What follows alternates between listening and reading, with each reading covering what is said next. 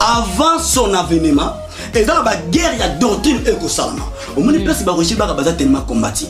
Et dans la guerre, Roger Barazo Bundé, Roger Barazo pour la vie n'a été, pour la doctrine. Pasteur tout au Wana Alekina Banzela Wana. Naïbissé, il y a encore l'espoir pour ceux qui vivent et il y a encore le temps. Bien le bien, répandez-vous car le royaume des cieux est proche. Royaume des cieux est approche. Ils en est arrivé à Christ Jésus.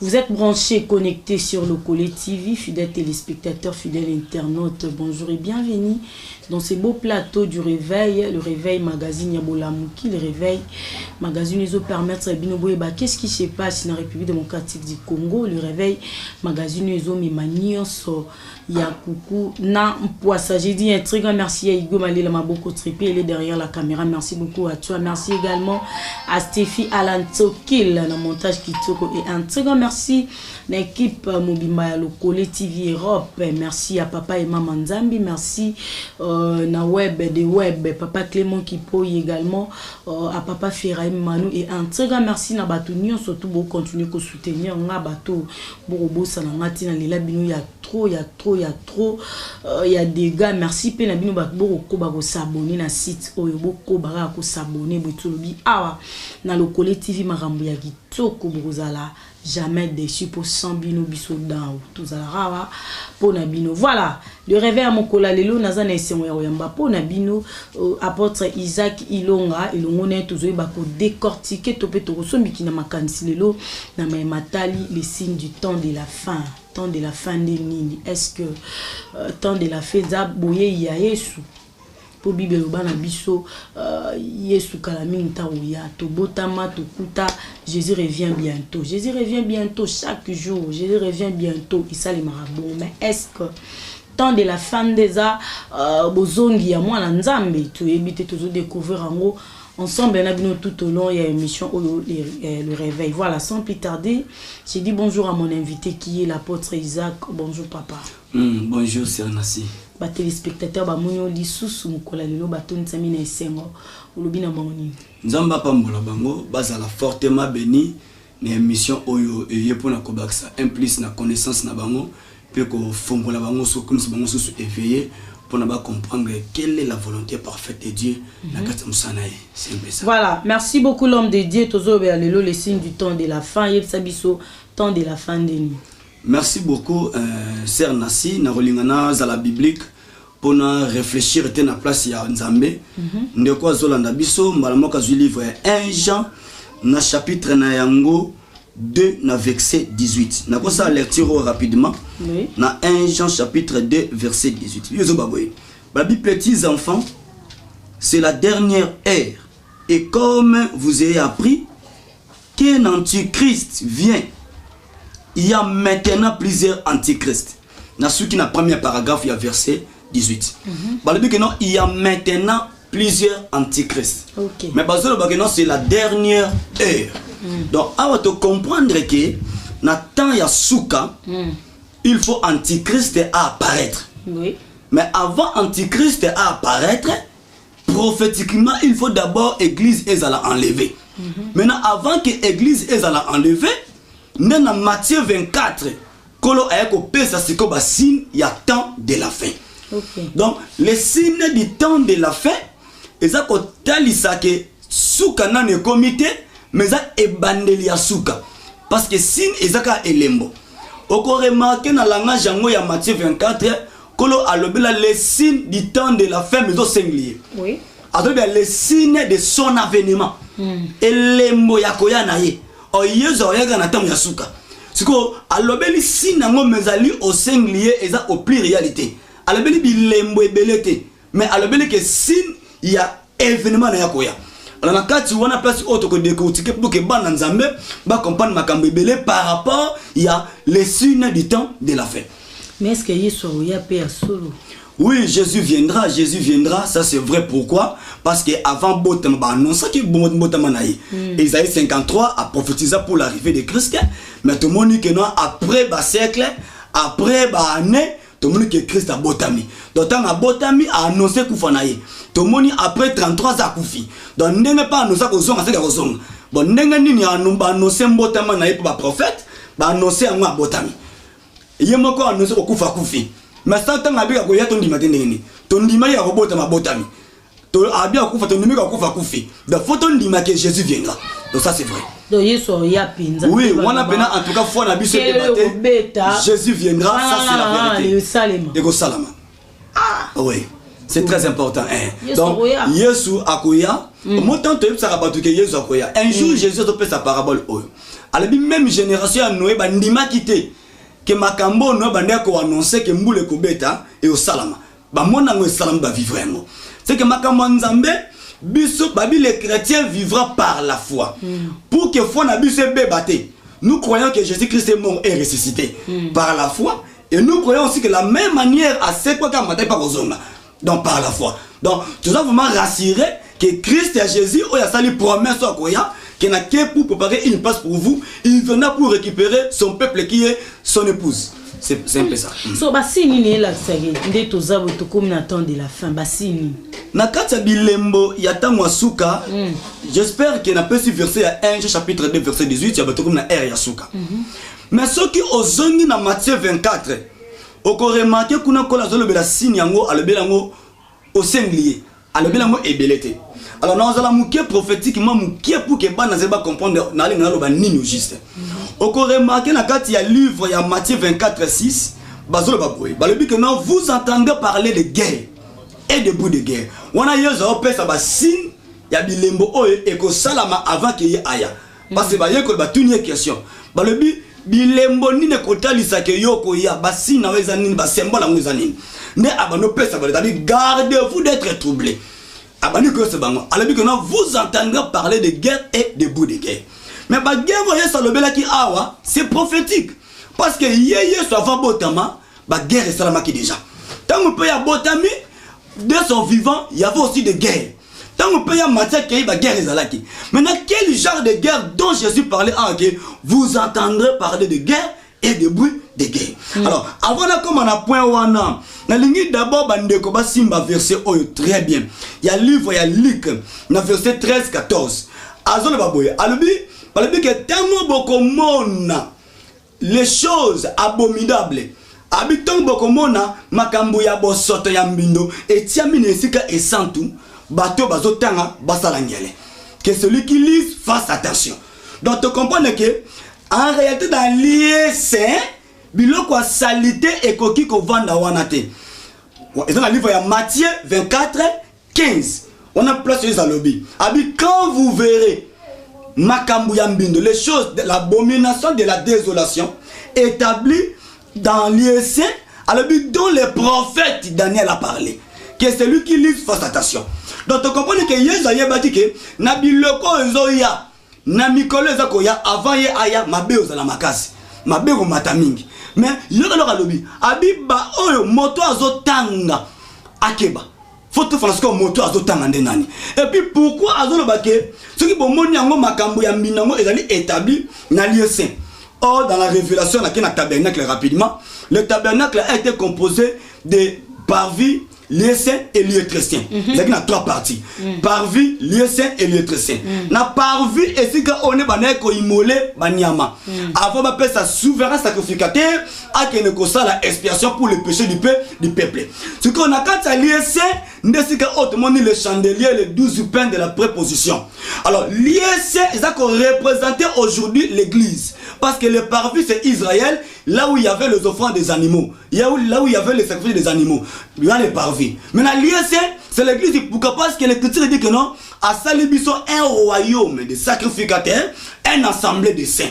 Donc, il y a l'ISC, donc on coûte à Makamouya Mbino, donc dans l'église, donc on coûte à Bilo quoi salité. Ce qu'on a quand ça va signer, eux ont prouvé que c'est le temps de la fin, c'est la dernière ère. C'est lorsque nous voyons Babylone les choses interdites et comme le Oyo établi dans les saints. C'est que Biloko a permis pour l'église, mais comme le Oyo permis pour l'église. Et l'on a déconseillé pour un pasteur, comme le permis pour les pasteurs. Donc ce sont des signes peu morts qui ont prouvé que nous sommes dans la dernière ère. Voilà, merci beaucoup apôtre Isaac. Si côté ngolo Babiloko ya salité ya mbino na bati ya inyale. Eko kota te na lié très saint o eza église. Yebisa biso biloko ba bosoto ngo ekoti leo na église na biso eza nini na nini. Omoni sœur Nassine Nzamba pambolo pour la question o biloko bosoto ngo ekoti na kati église na biso ezali nini pe nini. Omoni na Marc 13-14. Balobi que non l'abomination de la désolation établie là où elle ne doit pas être. C'est ça le français répété.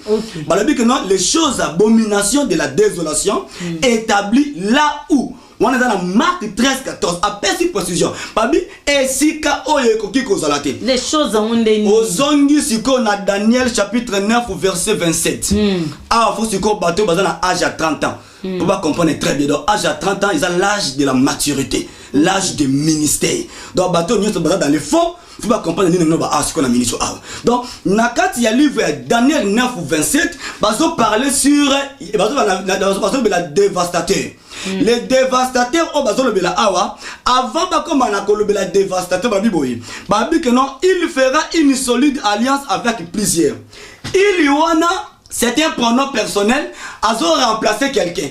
C'est que il y a remplacé Nani. Donc il y a c'est l'antichrist. Donc antichrist a quoi il y a pour l'alliance ils sont battus et bien dans ce belé nous la dernière semaine on est allé par rapport il y a 70 semaines de Daniel. Mais na zongi si qu'on étape haute ça na présent vu au l'église tout à fait ça parce que l'église marche. Sur la table haute aux oyo il fera l'alliance avec plusieurs déjà salami dans l'ombre. Peuple nzambe ne bazoye bate. C'est que moto mupaya déjà est côté na quatre église. Place nzamba zo gloire, nzamba so na gloire té. Jésus tigali slogan na quatre matin ba pasteur. Bible comme na symbole, mais na sa Bible ne ba livre ya kabale vandi. Na sa Bible ne ba livre ya franc-maçonnerie vandi. Na sa Bible ne ba livre ya bisika o bazo côté vandi. Alors na moment wana peuple nzambe o baza ko vérifier critique moi ba ko discerner que langage ya pasteur et bébé maté ya o et bébé o ye comme il a représenté alors ça makamusu mais na c'est ça makamusu et ça biloko dali abominable cela n'est pas permis pour l'église et on n'a jamais établi na l'ISC donc l'ISC c'est l'église de corps de Christ. Donc, étant en sorte que non, biloko o dali e ko sala maté d'abord il faut aussi biloko makasimini l'église ne peut jamais tomber la vote dans la place il y a les deux tables de la loi et c'est ce qu'on Nzambe a rejeté na mosali pe na peuple oko remarquer en tant que Moïse a remis que 10 commandements parce que peuple est poussé Moïse est poussé Aaron a tombé livre d'or tant a tombé livre d'or Moïse a quitté Moïse a dit pourquoi vous avez fait ça. Bon, commettre un grand péché. Peuple est comme qu'on adorer Vaudor, bah quand ça va adorer Nzambe. Non, mais on a pas même l'église wana. Oh, notre église, tout ça, on a 5000 membres. Oh, 5000 membres, vous adorez qui? Boza, on a pas la nani. La gloire, là, qui les reçoit? Bon, quand c'est Nzambe, parce que Israël, ben, c'est un bâton de Vaudor, bah, on adorer Vaudor. Mais pour Israël, ben, quand on a autre, Nzambe, tu vas adorer Nzambe. Donc, c'était un peu ça. Donc, quand nous disons ces choses, il y a abomination de la désolation établie dans l'ISC. Et ça, tant que pasteur, Bunginzela, pour la foule, pour la onction, pour les faux miracles. Et c'est ça que tu sais bien, les signes du temps de la fin. Même l'église n'a l'ixé, c'est bien. C'est bien bon, ils ont m'abêté. Mais il faut dire que notre Dieu béni, Nathanaël, au lieu de la précédente, homme de Dieu est belé à cause d'un matériel, à cause d'un réseau. Réseau moro boy baté ya ka sur invitation au bimi le OK réunion d'Afrique du Sud yo kan si ke ba enerbazo et donc ba ke pour ko initier yo donc ebele nanzela ko effectuer ba voyage moro be oyo e bimi le ko la canal la bénédiction donc na simana yango die ba batamaki ne place monique na kabali juif ezali juste semence ya moto ya mupaya o ezala kasa Israël donc to benga ngo boko comme en réalité c'est OK plus loin au écoute à Israël bango moko bazali subdivisé aujourd'hui. Parmi les juifs, il y a les juifs au besoin de la Christ, Il y a les juifs au Vatican la loi ya Moïse. Il y a aussi les juifs oyo ti lelo oyo bandi babwaka mibe kongo ya Moïse, batika pe Christ ngo ayakaki bazonga na bango na biloko même ya égyptien. Ne place ko mona ki to comprendre que lelo on a kata Israël ba te belé ba bebi na nzela ya peuple juif on passe au kabal juif ebimi. Voilà. Si ko lelo to moni évangéliste Roger Baka que je salue. Asa musala munene lelo na évangile. Aïe biso lobi limité on ande bomona limité banda première riti ce qui 21e minuit.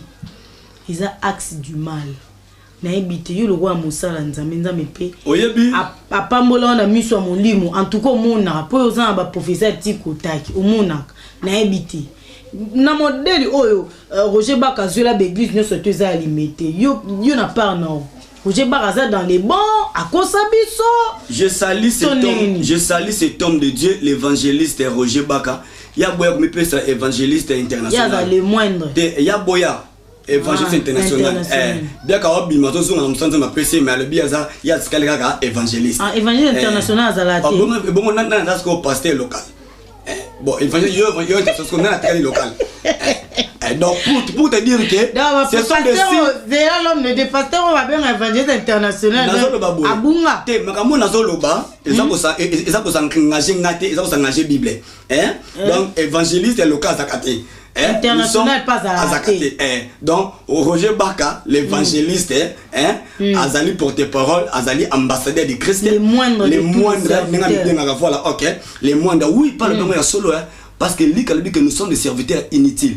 Nous sommes mérités double ponction à avancer dans moi. Mais par rapport à la vision, par rapport à la mission, nous sommes les serviteurs, nous sommes des vases. On nous a utilisé. Il y a longtemps que Roger Baka comme beaucoup bon moment je glorifie l'Éternel. Et je dis que c'est un homme de Dieu, c'est un homme de Dieu. Aux hommes tout ça en félicité. Puis il y a ressemble à nous pour naïf. Donc on a archi nanyo yo, archi pasteur, archi archevêque qui nanyo yo. Est-ce qu'on permettre na pele mo quoi? Tous les kango kamba mo ba o ba mi benga ba archevêque qui nanyo pasteur boy balata lo pour mon. Dans la Bible, il dit que non, nous allons juger chacun selon ses œuvres. Et on appelle ça Nzambe besoin.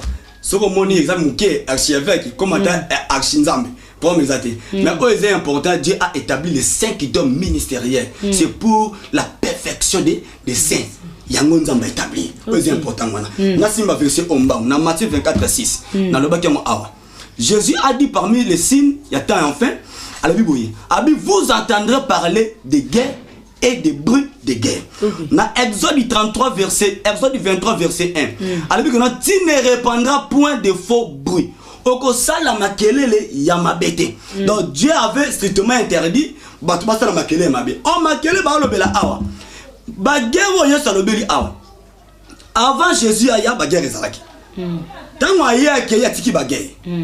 Ti lelo o ba guerre na ba est ba guerre partout aux hommes na ngona le bande mboka partout ba guerre salama. C'est que la guerre est nini. Or Jésus savait que dans la dernière heure, avant son avènement, et dans la guerre, il y a doctrine et salama. Au moins, les personnes qui ont tellement combattu. Et ça, la guerre, Roger Barazo Bundé, Roger Barazo pour la vie, pour la doctrine. Alors, la guerre, les faux et les vrais. Guerre aussi la terre, pourquoi? Timukolo, Yemoko, Shilosani, Azonga.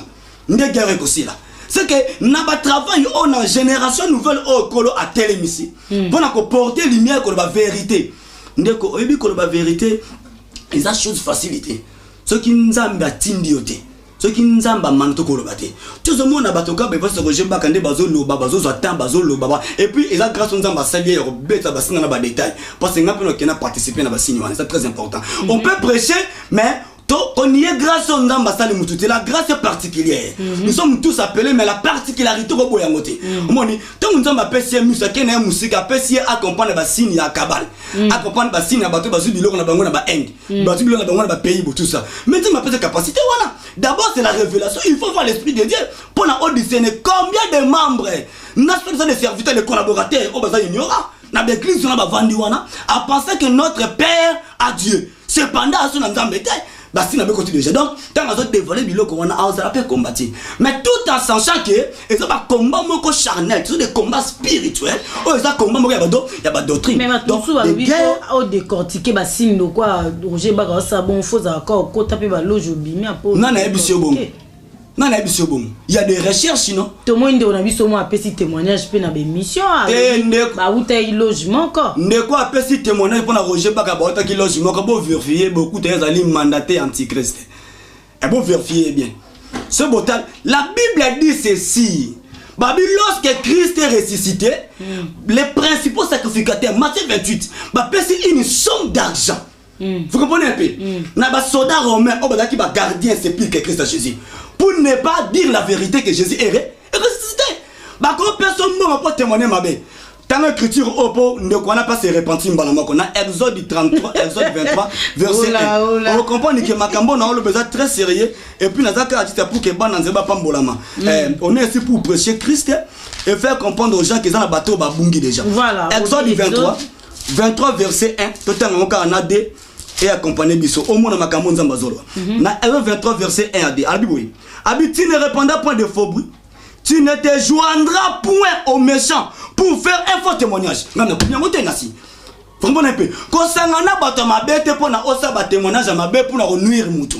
Mouton na nzambe. Au coup fallait bosser horticala. Exemple à Jida.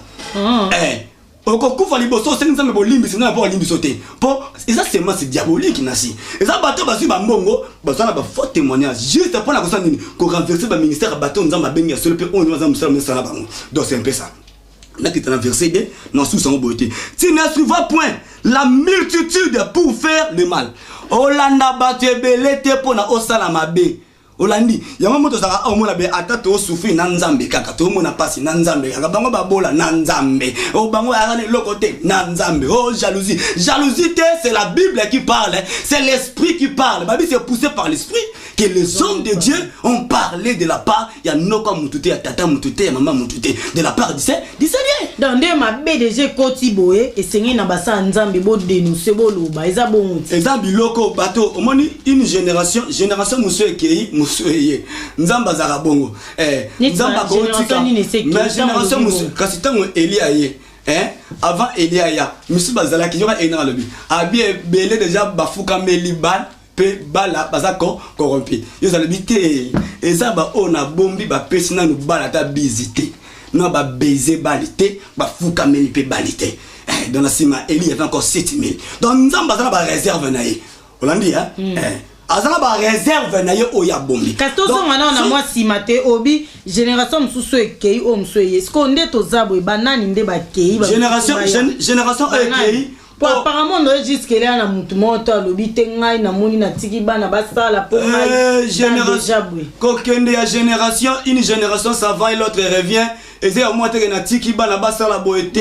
et ça bateau ba kotisi moto mupaya bateau déjà batengami bateau bana kata ba franc-maçonnerie bana kata ba cabal juif bana kata ba maïkari bana kata batu wana obete oyebisenga likambo ya limite otenga limite na tuna ki limite za accident tout ça boba kosio tous les on peut remarquer c'est ma prophétie au bien pasteur union surtout au monde na kata mboko Congo na Kinshasa précisément osement s'élever oya bosoma le pango tuna limité c'est que ça banda bloko là bango akomona ko so pona makambo oyo asomba na ye pe ko yeba na kaka donc ebele bango tout référence c'est limité donc limité comme ya asimo be pourquoi parce que et puis makambo to lo ba oyo kende ko vérifier yango nasi plusieurs églises ezali fondées na basima moko spirituel satanique ya limité ka te bongo na bandal limité na bandal za somo mais limité net na mona limité na bandal net bakina ndenge moko et ça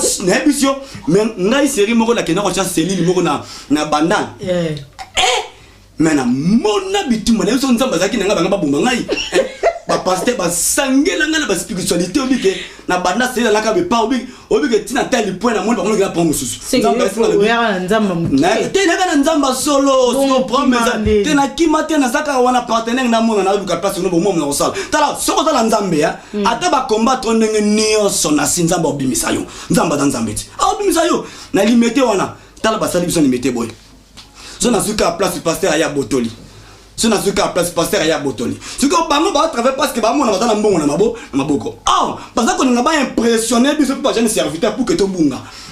Ameko yo ka sangote ke yo bandi Céline okuna bandi alléluia ozana. Yo yamba soki yo ngofuta ngo msusu 1000, ya misi 5000. Maman a botté nos places. Et c'est passé on a plusieurs fois, entre parenthèses. Donc ce que pasteur on a ma belle au somma ma pa on a sommi le pont on a bandana na ça bon azo contre ba. Bon azaka yemoko, ba sombe beleti. Mo ba sombia. Kami to ko mona ngone ba ngoso ba ko buka beki ba ko bandela. Ta l'église me cause jeter hein. Diable est pressentiment azali beaucoup plus honoré na quatre église que Nzambe. Batmo tende kate. Et belle parce que glorifier diable. Diable aujourd'hui azali plus acclamé. Plus adoré. Dans quatre églises, n'a pas Nzamba à l'adorer. Il y a un autre dit que non, que celui qui lui fasse attention. Pourquoi? Parce que tant les choses abominations et continuent dans quatre liens, il faut que le bateau baza éveillé. N'a pas dit, pas comprendre que non, oh j'attends et puis ma pratique au tozo mona oyo. Et ça pratique yani. Encore remarqué le roman concernant ainsi.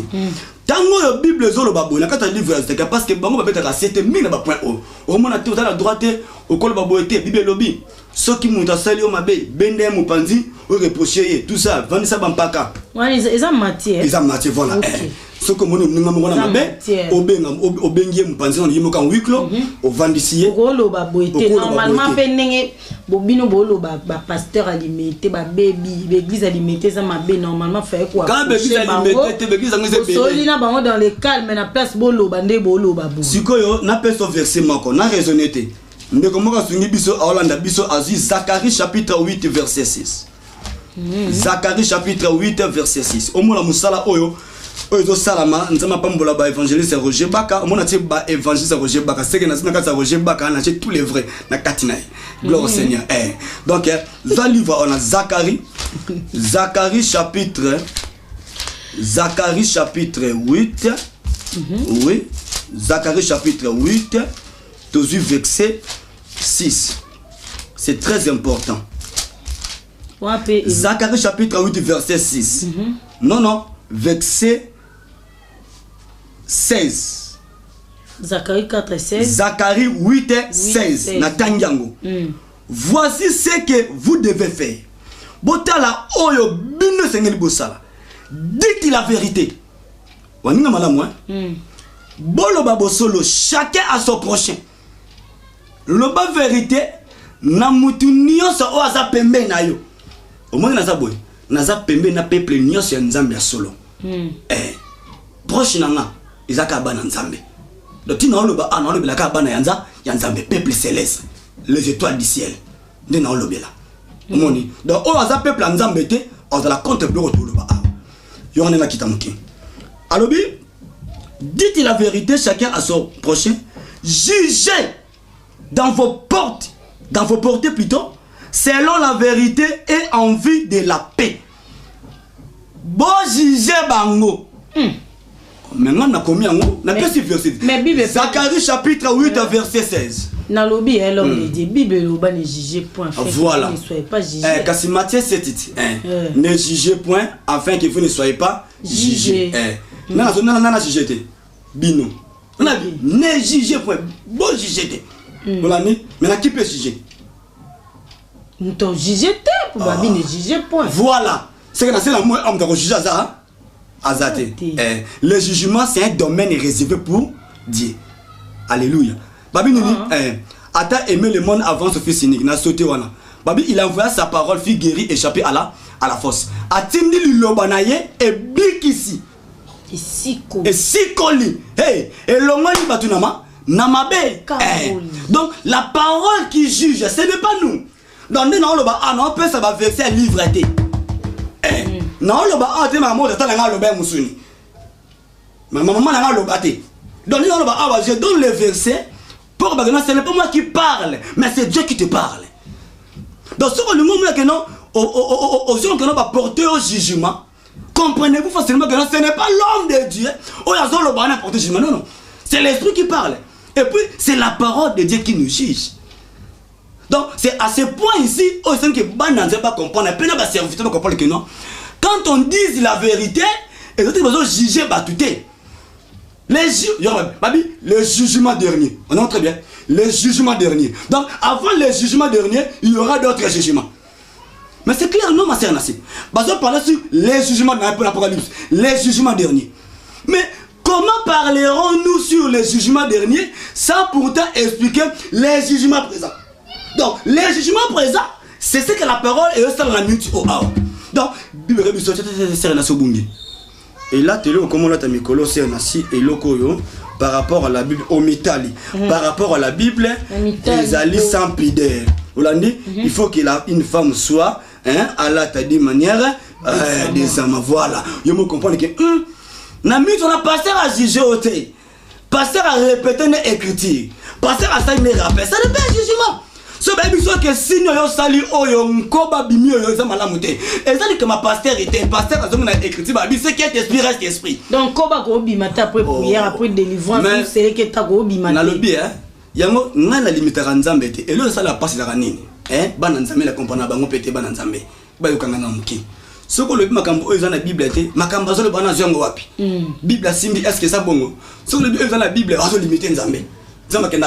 Bible. Oh, la Bible c'est notre miroir, c'est la vérité, c'est la parole parfaite, la prophétie excellente.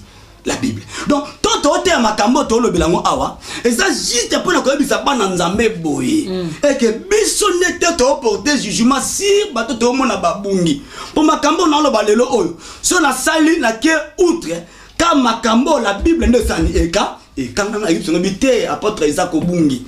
Et loko par rapport à la Bible ezawa dans museke ta ko bimata na lobike ndengo moni vandi bosoko moni muta nzambaza azana ma multidimensionnel à cause de l'eau comme si bateau mais ce moni commissaire na seki na pomo ya libumu museke ta bimi pomo likolo museke ta bimi et comme danger ngolo bimi soko moni comme il faut kaka nyama bime comme doctrine na bango et comme raison na bango. Et comme le parce que le oyoma qui on appelle côté à blackité et ça moko pe bloko oyo ça passe na cabale na vérité parce que le père des maçons c'est le diable ma qui on a eza biloko ça monter les faux miracles ça ba montage ça biloko oyo mbatu ba sali ba arrangement na bango oh et loko ba osala wana pour captiver les peuples de Dieu pour moi que nzamba zana oh c'est du diable nzamba zana te alors ça moko ba signe oyo pe ça moko ba signe attendre la fin alors que il y aura beaucoup de faux prophètes donc si nzamba comme nde mwana mwasi komi la shekina ila donc c'est que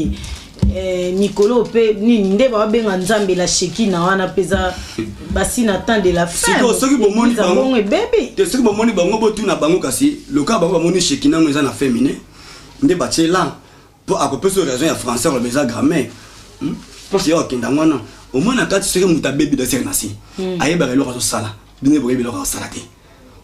Combien de bateaux au baby c'est bateau nanzela ils ont la carte couleur na yanda comme couleur nda comme kamusu ezali ils ont makambo o le fait que je ba ka hôtel ma carte ba pombe lokwana banda ko beza ba hôtel ba église ba hôtel sacrifice ils ont ba lieu de rencontre ba esprit ebelé na ba jour ba séminaire ba osala yo mona ka ba peso to na 14 jours loko boy to na 21 jours loko boy yo mona za séminaire normal o pasteur ami zo sala kata ndako tangi ba livre tangi blo na ye a invoquer ba esprit a invoquer ba ange activer bango a ina na kata église tala miracle zo sala mais moi na nzambe o za éveillé a obima o a éveillé a télémenom to na vérité o mouton nous a télémé la vérité a commis tout droit en enfer c'est très important donc makambo to lo ba awa tout le monde est pour un sentiment, pour la compassion des âmes. C'est notre travail, c'est une mission, c'est un service confié. Faut rendre un mot parfait, c'est on ne peut pas faire du sang. Il y a un mot tout le monde. Donc, bandeko nous sommes au bas na kata regroupement satanique. Les synagogues de Satan. Et ça c'est nasi. Oh nous sommes na église, belle église, bien construite, pasteur éloquent, intelligent.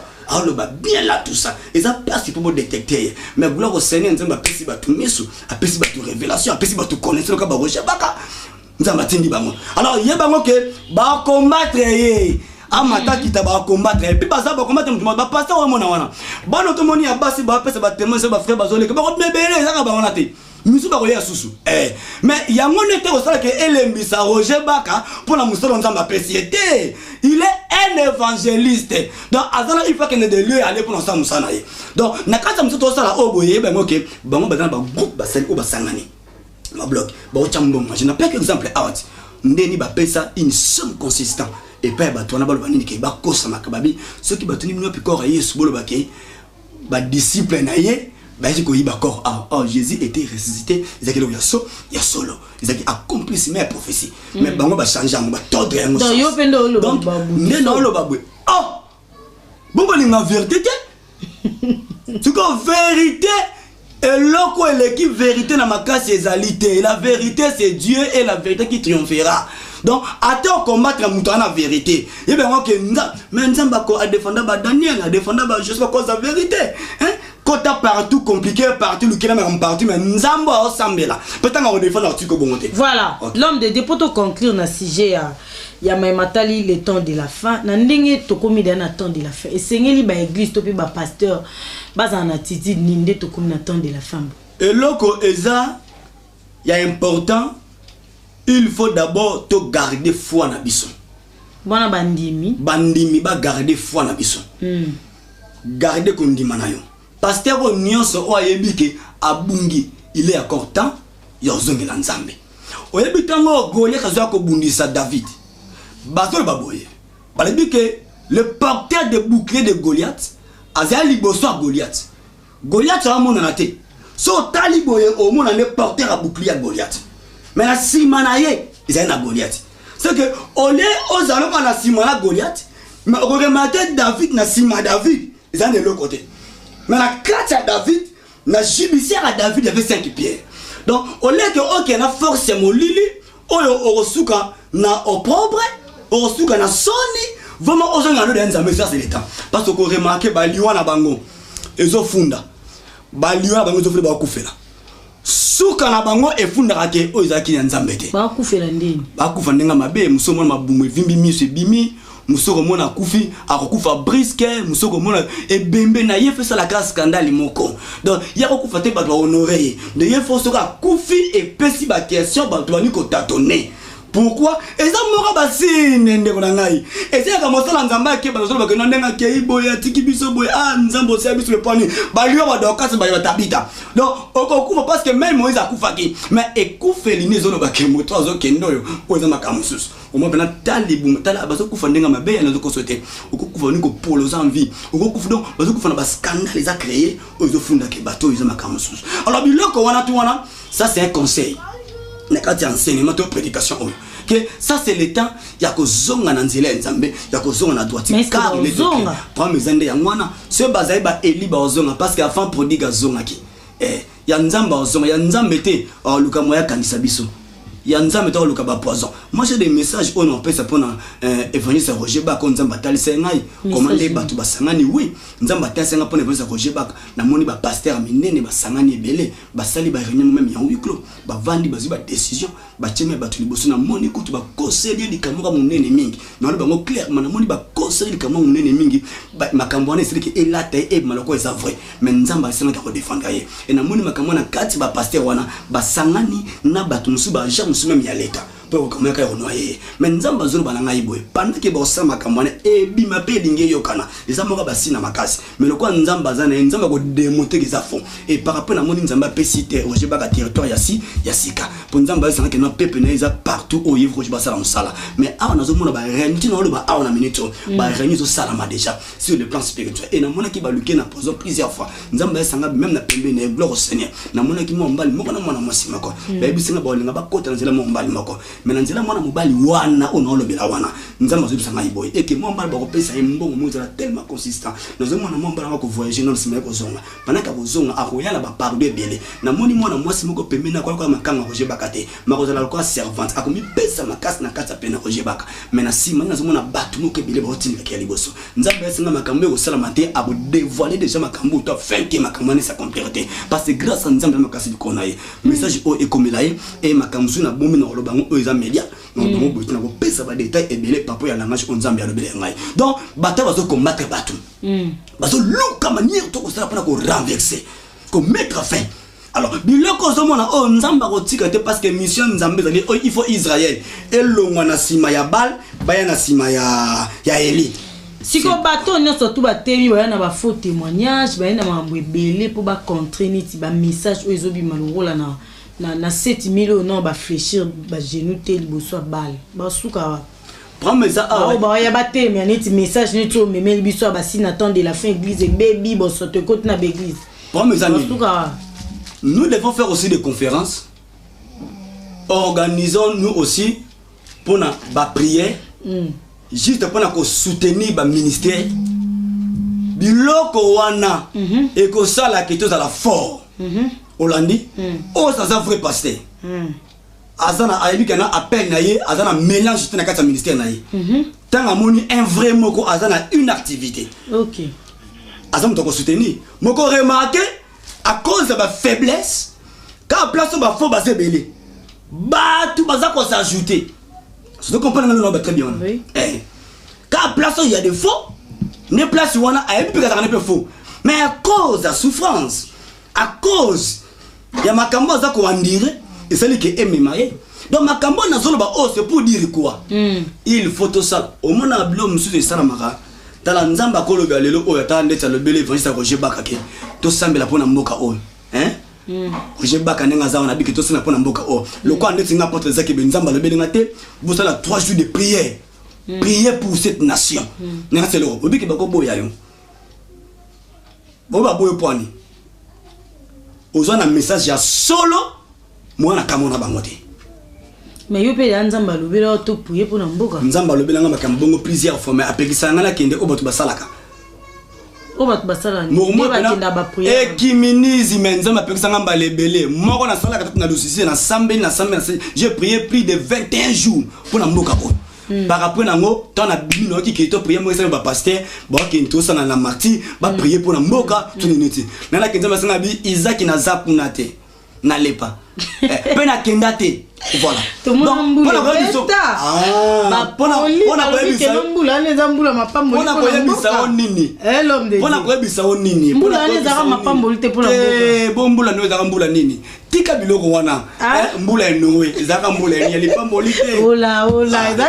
vous dire que nzamba mystérieux, aza compliqué. Mana bonga mana fukami na ndako. Na chema boko na mbeto na bi Seigneur. Na kende to sangala bandeko to sambela. Mato efuma minga. Etinga bi Isaac n'ose pas. Abi na zakunate. Eza place na ngate. Donc Alexandre avant temps. Donc ba sentiment na bondoki nde sala biloko na et puis ezana makambi bele na se na le campe sala mama mo sala plusieurs fois na mboka na biso. Batu ba ba insidio sansa batu ba prière ba kana makamsu na se na bango pour na avantage à vendre na bango et non pour la compassion de ces pays. Biloko c'est très important. Maintenant leki mais lelo oyo nzamba ko te misa serviteur jeune serviteur moko. Abi c'était nzamba tout ça la bobo ti ba auto satin o poani. Yo dans l'origine. Pour ma cambono ezala exécuter la révélation nzambe tia komba Yesu liboso ya slogan mais na kata certi moko obatami. Makambo na le bazo metizango très bien. Tout cela nzambe baza ebele na biso baza ebele ondimate. Bon un mot kas na ba pasteur alimité ba otala yo ba na bandal. Bible lobi repenté fu ya Kinshasa oneso babongi. Ka ya bandal na nini te. Na libanda mboka bi ba musu ba landa biso babonga. Oui, partout au Bazali. Au Bakosi na Londres, Bakosi na Inde, Bakosi na Israël, Zoma Belé, Zoma Israël, Sanango, tout ça, Tanga Balifa, Botoneti, Pasteur tout au Wana, Aleki na Banzela Wana. Nabici, il y a encore l'espoir pour ceux qui vivent et il y a encore le temps. Bien le bien, répentez-vous car le royaume des cieux est proche. Le royaume des cieux est approche. Ils en est arrivé à Christ Jésus. Donc, il y a Yesu, nous avons continué à ensemble. Donc, c'est le temps où nous devons quoi message où comme il est à bon la motema naie à rejoindre vérité ce qu'ils allaient ils en vont pas m'bolaï parce que ah on attend muké c'est ah on attend muké t'es belle tout c'est belle mon encore. Voilà, merci beaucoup ba pasteur alimité ya bandal ya monde entier bien ba bobungi j'espère que boyo ki tenzana mikiti satika ba biloko na ah musa nzambe bon on se pour na ba frère ba témoigner ma bépé pour na bino ba boya ni évangile lobi na boni bon bande ko no so ba témoigner ma bé na pesi bango chrétien pour mes abisoté nzambe moko s'en charger na bango na tangi verset na tangi Exode 23 verset 1 à 2 nzambe zo pekisa ke no ba témoigner ma bété pour na bande ko mususu abi ko sangana bata ma bété tant beaucoup mis 2 3 4 ça pour na bo pesa véracité à témoignage que le na témoignage ya 2 3 et témoignage est vrai parce que le quoi bango ba yé ba chrétien wana ba ko ma 2 3 4 ce que le quoi peuple comprend raté ba simbe le ko déjà dans le banine bon ba ah bongo ba lo ba on ba lo ba ka ba ko c'est là ba bango donc ba ko c'est la paix bango ya solo omoni ba ko c'est la paix bango pe ya solo mais to yeba yango ke muto nyonso o mona zo porter message ya vérité ba ko sala effort ki ba salir juste pour que makambo azoloba exercice à la portée de tout le monde té ba to ba saisir souhaiter ya on mona place ba combat o ba évangéliste Roger Baka baza ko andire na benga ngo ba bataille ya doctrine ça ba combat ya doctrine ça ba combat minene na ko sote et l'équipe ba combat ya Rwanda na ba Congo et l'équipe ba combat ya Mbodo et ça ba combat moko oyo ke tozo bunda sur le plan spirituel mais nzamba longi sa biso parce que nzamba zana biso donc toza ba longi parce que Dieu est avec nous dans ton colonga. Voilà, merci beaucoup apôtre Isaac Ilonga. Topambola mi vraiment la message mounene kitoko makasi otozui na mokola lelo. J'espère que ba téléspectateurs ba internautes ba balandi biso pe baza béni parce que ngamo pe naza béni. Voilà, j'ai dit merci na bandeko boko ba kokoma besoin encourager nga là je vois Didier Bayaka ya ba Didier na Washington na States. Merci beaucoup et un très grand merci na ya Adel ola ya Adel na ngamoko ya Adel Sassa Motema ya papa Alain Sassa na France. Merci beaucoup. Merci également na papa Christian Maemba na maman Marie Maemba en tout cas botiki ngate et ça nga trembote et na bosanité vient na ngamoko ola les docteurs ça dit moi na ya Jean-Pierre Manzolo alias Avatar Maître Avatar na moni bongo docteur Zinga Motema ya maman Wendy Doli @msn.com. L'homme de Dieu peut si numéro de téléphone pour na bandeko ba nga ba contacter yo ba ozone moi na nzambe nyo surtout partout dans le monde au message o ekomelier alinga kota na biso contact asambela na biso ayo ke lobela nzambe azwa ba enseignement on a ba profondeur na yango azwi biso na numéro oyo na plus 243 plus 243 82 49 39 012 plus 243 82 49 39 012. En tout cas, vous m'avez numéro OND et qu'on permet tout cela na ba niveau nyos, na niveau ya ba réseaux sociaux, na niveau ya ba appel normal. Donc plus 243 42 49 39 012. Merci beaucoup. Merci beaucoup à Igo Malela Maboko Tepe, Azaki Nasima ya caméra, merci na Stéphie Alantoki, merci na batutu ba continuer ko soutenir nga na moni Didier Bayaka na States na Washington, merci beaucoup na maman Adèle Sassa Motema ya papa Alain Sassa, bienvenue na bébé na biso ya sika otobota wa mikolo ola et sali biso très mbote et merci na maman Marie Maemba Motema ya papa Christian Maemba, merci également na basa nzambe ya Angola na Yoshikata na Angola. Merci na pasteur Séverine Ouissanu, merci Mingi, na pasteur Jancy Matanou, merci également na pasteur Jean-Louis Lingoya, merci bozotika bisote et ça tremote beaucoup ba soutenir musalo po yesu tanga ya pa tout na bo soutenir maman Nancy Kilakidi au télé kabouy. Ola botika malamu branché connecté sur le collectif boza jamais dessus. De la bino ya trop nzamba batela bino to biso nkolo sumasi ya zongi lelote tukuta mikolo ya bye.